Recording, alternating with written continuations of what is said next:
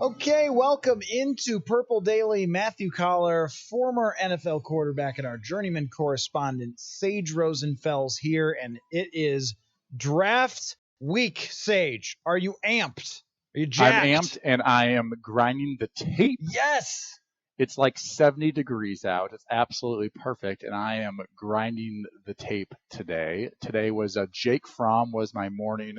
Watched a couple of games of his. He sort of reminds me of Kirk Cousins a little bit. Maybe doesn't have as big an arm, but sort of like nothing exceptional as athleticism, but good timing, good decision making, an accurate thrower, throws a nice ball.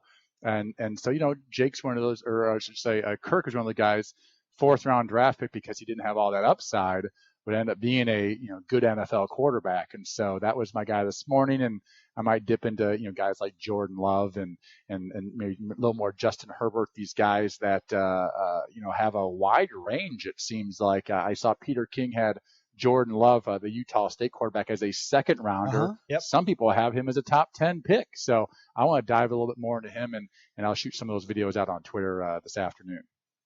Now on Purple Daily. Every football team eventually arrives at a lead play, a number one play, a bread and butter play. It's time for Sage to grind the tape. Bread and butter. Bread and butter play. What's your favorite bread and butter play? The old fullback dive? It just guarantees you a yard and a half? Well, depends on where we are, but first down, nice little outside zone handoff to Delvin Cook. That'll get us to 2nd and 4, and then we can run a little play action, right? Deep cross. Bread and butter. Yeah, yes, because you have to have the bread to have the butter. Have the butter, you have to right? have the butter to have the bread. The butter is the play action.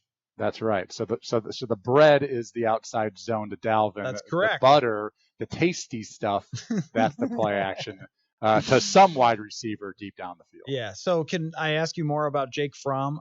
Is he interesting to you at all for the Vikings? Because we can debate all day long about whether it's a good idea or not to have a quarterback drafted in the first 3 rounds. But if you're the Vikings and you like somebody as a potential future option to replace Kirk Cousins down the road, or even to give you solid backup play, if any organization in football, Sage, is going to say it's a good idea to have quality backup play, it's the team that just a couple of years ago went 13-3 with their backup, or in 98 or in 87, all journeyman backup quarterbacks, or Randall Cunningham was a star at one point, but a backup at that point, and end up going to NFC Championship games. So it does make sense. It does give you value to have a good young backup quarterback as well. Is he a guy that sticks out to you? He does. And again, when you don't see the high-end talent, the natural abilities, I don't know how tall he is. Maybe he was at 6'1", 6'2" at the most at the combine. So he's a little bit smaller guy, but what I saw, I was impressed. He's not going to be Aaron Rodgers ever. He's not going to be Russell Wilson or Deshaun Watson or Pat Mahomes. But as a guy that if you draft in the 3rd, 4th round, if you would slide that far, I do see a lot of value there. When you're picking one of those guys, you're going, okay, at the very worst, this guy can be our backup, maybe right away. And I do think he'd probably be an upgrade. I do like Sean Mannion, but I was pretty impressed by what I saw from Jake Fromm this morning. So, but he's one of those guys who could be a solid backup. And the thing is, right out of the gates, you can tell that he's been sort of professionally coached a little bit more than other quarterbacks at the college level. For one, Brian Schottenheimer, he was at Georgia a while ago. They run a little more pro style. This is the Seattle Seahawks offensive coordinator. They run a very, very pro style type of system. And so you can see in the film also, he's adjusting protections. He's talking to the line. He's talking to his backs. You don't see that a lot in college football. It's the old fake snap, look at the sidelines, and they tell you what to do. I feel like he has a lot of ownership in that offense. And of course, has played really well at a high level in the best conference in America, in my opinion, the SEC. And the fact that he had 3 SEC championship games, he'd have a national championship if Tua wouldn't have had that great run a couple years ago. I was impressed. I think he's a guy that at the very worst would be a backup, but does have starter type potential, especially when you see a guy like Kirk Cousins playing very well within this type of system. Yeah, I think Jake Fromm would be a good pick in those middle rounds, but I'm not sure if he'll drop that far. Always interesting to me too is the guy that has the hype when he is young in college, and then it sort of fades away, maybe because he's around. Like he didn't do anything to deserve just fading out of the spotlight. It's that other guys show up who are more exciting. Like you mentioned, Jordan Love, who at his high end is really exciting and at his low end is absolutely awful. But he's got the what's tools exciting and to me? tall. Yep. You know what's exciting to me? Guys that win football games. Yeah. And I know, yeah. again, like the NFL, it's a little different deal, but he won football games in the SEC. Mm-hmm. That's a hard thing to do. And you're dealing with absurd defensive linemen in that conference. They have hands down the most D linemen go to the NFL. It's also, in a lot of ways, it's almost a run first conference because the D linemen are so good. They don't want to put their quarterbacks in those situations. So he's just been in sort of pro style. You're not getting a real like rookie, like guy who's got some seasoning to them. And especially if you want a guy, play right away or be a backup right away, those air raid guys, I think there's some potential there because they've thrown so many footballs, like like Anthony Gordon, the Mike Leach offense. They've just made a million throws and they know they have to throw to win the game, but they're also really raw from a schematic standpoint. It might take them a couple of years to sort of learn the NFL game and the footwork and those types of things. I think a guy like Fromm is one of those guys that could step in fairly early and play. He certainly has terrific numbers, 78 touchdowns to 18 interceptions and over 8 yards per attempt. His first 2 years as a freshman and sophomore averaged 9 yards an attempt. And then last year, their offense took a bit of a step back with Jake Fromm. But he has the numbers to be interesting in this draft. And what we've seen from the draft with quarterbacks is sometimes a guy who goes in the second round or the third round ends up turning out to be, even though he had some warts or some concerns that he wasn't the most physically gifted, turns into a pretty darn good quarterback in the NFL. So maybe if Jake Fromm is a Derek Carr or something like that, that's pretty good. I mean, Derek Carr's not a 3-time Super Bowl winner or something, but if you draft a quarterback in the second round and that's what he turns into, you've got a hit, somebody who gives you a chance to win and that you sign to a second contract and so forth. So that is one of my things, Sage, in an article I wrote about what this draft will tell us about the Vikings blueprint. So the direction in which they go, whether it's making trades or which positions they pick, will tell us a lot about how they feel about a number of things. And this is a good place to start with Jake Fromm. I also included Jalen Hurts or your guy Jacob Eason in this in my write-up. Is if the Vikings draft a quarterback that is before the fourth round, I think it tells us that they do have an eye on the future of that position. And it's eyebrow-raising that the no-trade clause Kirk Cousins had in his last contract does not exist anymore. That says at very least that would be in the conversation potentially at some point. Because why else would you not have it anymore if you were certainly locked into him? Yeah, there's another scenario to where, let's just say they draft a guy and they just sort of fell in love with him. I mean, this was sort of what happened with Kirk Cousins early in his career. He was never drafted to be the starter, but Washington they really liked him. They saw him as a starter that maybe had dropped, again, at the very worst, like a backup. He ended up being better than RG3, and he ended up being that starter. And then if Kirk ends up, say being traded because they really like some guy they draft in the third round, there's an aspect where you have a really inexpensive quarterback, and so you could take whatever salary cap hit that is if you feel like the younger guy gave you a chance to be more successful than Kirk because you saw more upside long term. Obviously, having a rookie quarterback having a quarterback on that first contract and not another expensive one on the roster is a really big advantage for these NFL teams. You save a ton of money in the salary cap that you can spend somewhere else. And there definitely is a sort of a regular history as we look back on guys under that first contract getting to Super Bowls, maybe not always winning them, but definitely getting to Super Bowls. I mean, Jared Goff just a couple of years ago. So it does help to have that inexpensive quarterback to really boost your roster. And history looks pretty good for teams that, even though they had a quarterback in place, decided to pick someone. Now, it hasn't always worked out, of course. But, somebody like Dak Prescott, they have Tony Romo on that team, and they're assuming they're going to go forward with him. Then he gets hurt, and Dak Prescott, all of a sudden, you're in, and he becomes a franchise quarterback. Even someone like Jimmy Garoppolo has turned out to be a very good NFL quarterback. the Patriots, if Tom Brady had fallen off, they would have handed the ball over to another guy who was really good and good enough to take them to a Super Bowl. And the Russell Wilson pick is another one that I look at and say, okay, in the third round, they got hammered for that because they had just gotten Matt Flynn to be their future quarterback. Turns out Matt Flynn was a one-hit wonder in that crazy game against Detroit. And 6 touchdown passes made that team so much money. Yes. Hats off to him. I give him a $15 million signing bonus, I think, or something like that. All-time great journeyman moments, for sure. Man. But these moments are these things, these decisions don't always work out that great. But think about that 2012 draft. Russell Wilson, Nick Foles, Kirk Cousins go off the board at 75, 88, and 102. Wilson becomes a Hall of Famer. Nick Foles wins a Super Bowl and has a really great year early in his career when Michael Vick got hurt. Kirk Cousins becomes darn near Washington's franchise quarterback. I think a normal franchise locks up Kirk Cousins for a very long time in that situation. So, it's worth doing with somebody who shows you something good. There's less risk for like the general manager or the head coach. Oh, yeah. Right. Yeah, I mean, Kellen Clemens, right? Remember Kellen Clemens? I can't remember where he played in college, but he was a 2nd round draft pick by the Jets. Rams and Jets, yeah. And people don't sit there and go like, oh man, like they should fire everybody because they drafted the quarterback in the 2nd round that did not end up being a starter. So there's sort of a little bit less risk there.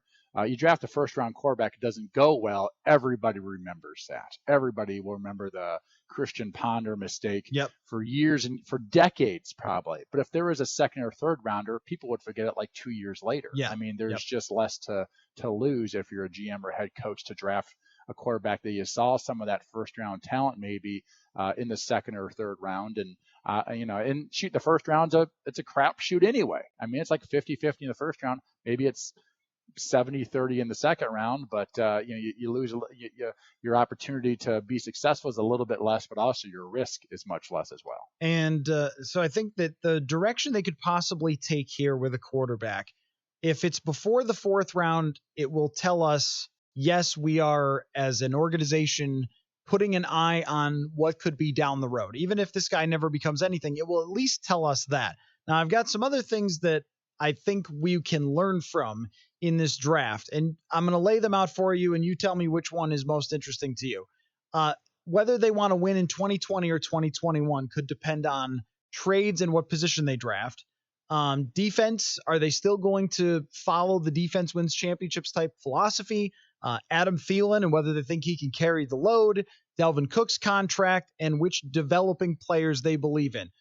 Is there one of those topics that stands out to you? Well, the Dalvin Cook contract is just sort of like that cloud that sort of hangs over everything that you sort of like are trying not to look at, and it's just there. And then there's just the question of, do you pay him? We saw the Christian McCaffrey, big contract by Carolina, but then there's the recent history of, you should not pay a lot of money for your running back. I mean, San Francisco's running attack was so good last year, and their top running back, Mostert, was on his 6th NFL team. So, how much is it scheme and line versus the actual talent? We all know Dalvin is so good that, man, you'd hate to not have him on this football team, but do you give him $15+ million a year?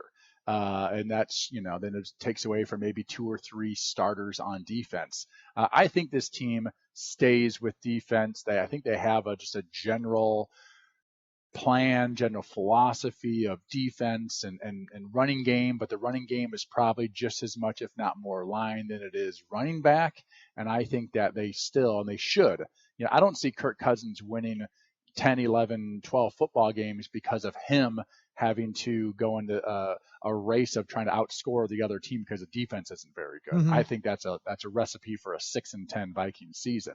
I think if you have a really good defense, Kirk plays better as part of a team, and that's with a really good defense and a running game that you don't have to have a premier back to have a good running game, in particular in this style of this Rick Dennison, Gary Kubiak zone scheme. I think what the trade of Stephon Diggs told us is that they were doubling down on believing that the run and play defense around Kirk Cousins is still the way to win. That, Zimmer's philosophy is exactly what they want and what they believe in. So that would point me toward them investing heavily in cornerbacks, 3 technique defensive tackle, defensive end, positions like that they need, safety, potentially if they move on from Anthony Harris, though there's a report that they're opening up negotiations again, and even signing Anthony Harris and drafting corners instead of a young safety would point toward, we still believe that giving Zimmer a bunch of talent and hoping that he develops it into a number 1 defense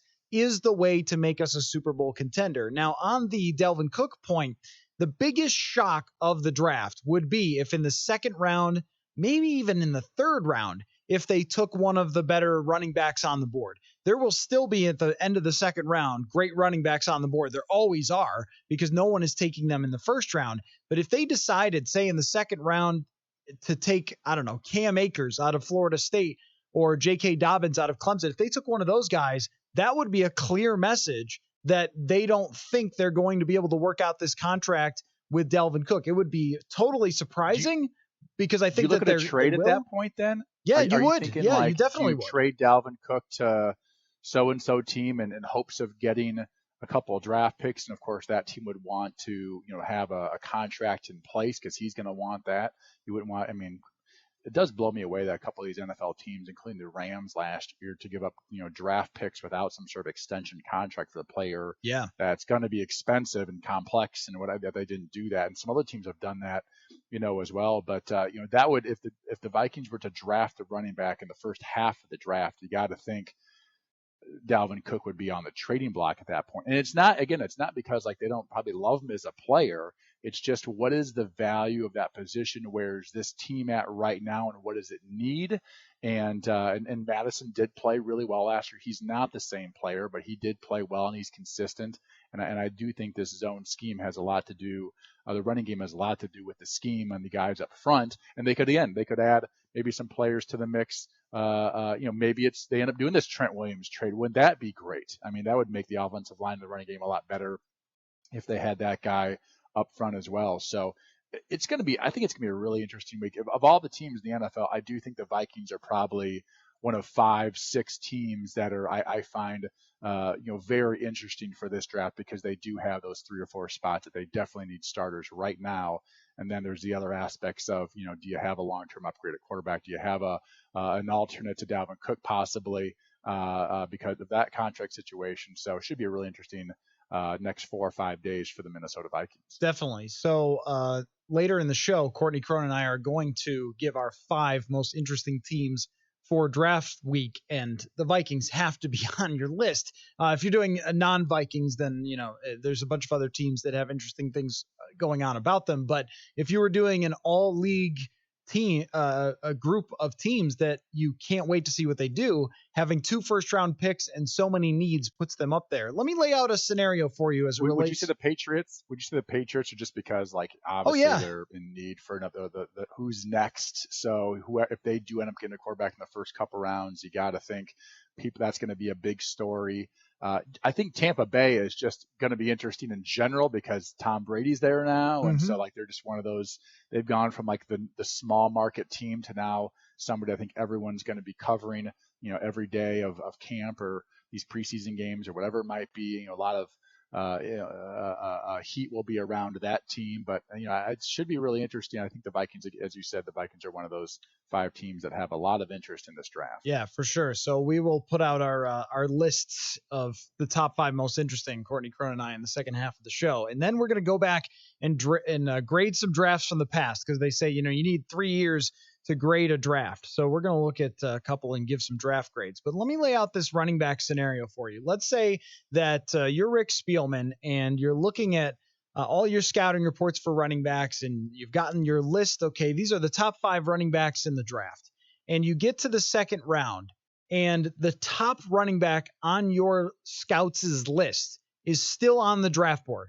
This is how it's played out. So this is your number 1 guy. Let's just say, for example, it is Cam Akers of Florida State. Your scouts think this is the best running back in the entire draft. He's still on the board. Do you take him there if you're the Vikings, knowing the situation is on rocky ground with Dalvin Cook?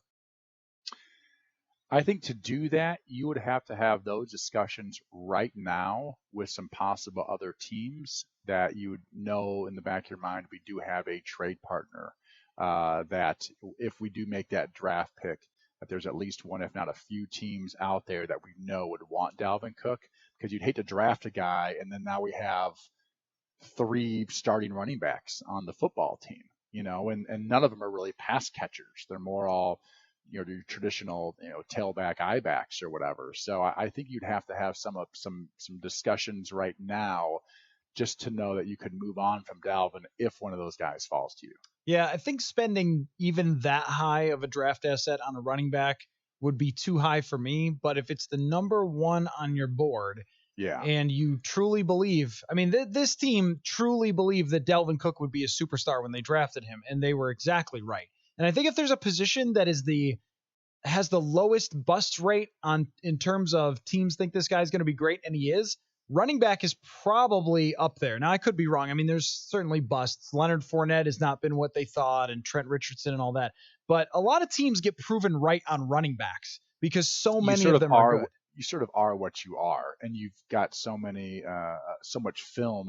Almost going back to high school, but they've seen you so many times, and runners don't all of a sudden just vastly improve. But other positions, say an offensive lineman who didn't have great coaching in college or whatever, quarterback or some offenses or receivers, a lot of times are only as good as their quarterback and coordinator and all those types of things. But running back is one of those positions. When you see a talented guy, it sort of jumps out on the screen at you, and you don't see as many misses as a lot of the other positions. So again, it's highly unlikely that they'll do that. And if I'm putting down my bets, it is a vast majority of my dollars that are going toward the Vikings sign Dalvin Cook. They love him.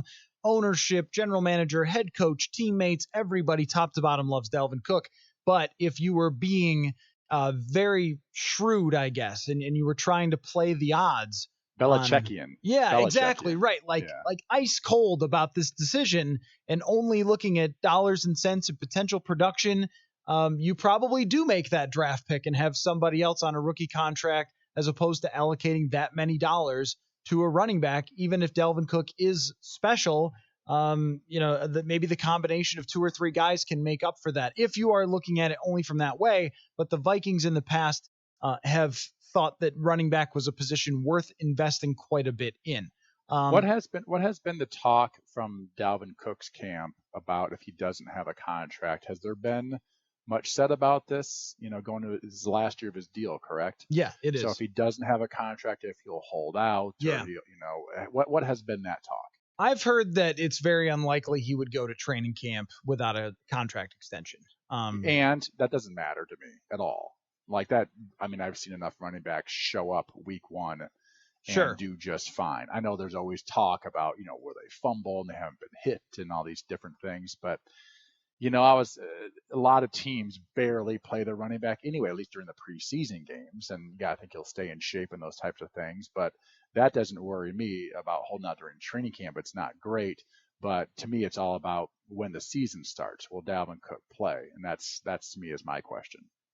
Yeah, that one I don't know, because then you sort of put yourself into Melvin Gordon range of making a huge mistake. I've been watching a lot of Arrested Development lately. You ever watch that show, Sage? I have watched a few episodes, but not as often as you, I imagine. I do like Jason Bateman. He's in that show, right? Yes, he is. So there's another, Will Arnett's character plays Jason Bateman's like really ridiculous brother, and his his sort of saying tagline or whatever you call it in the show is, "I've made a huge mistake." And so, I think that Dalvin Cook, if he decided not to play and just sit out, would end up in the "I've made a huge mistake" type of realm, because that doesn't seem to ever benefit running backs, whether it's Le'Veon Bell or Melvin Gordon.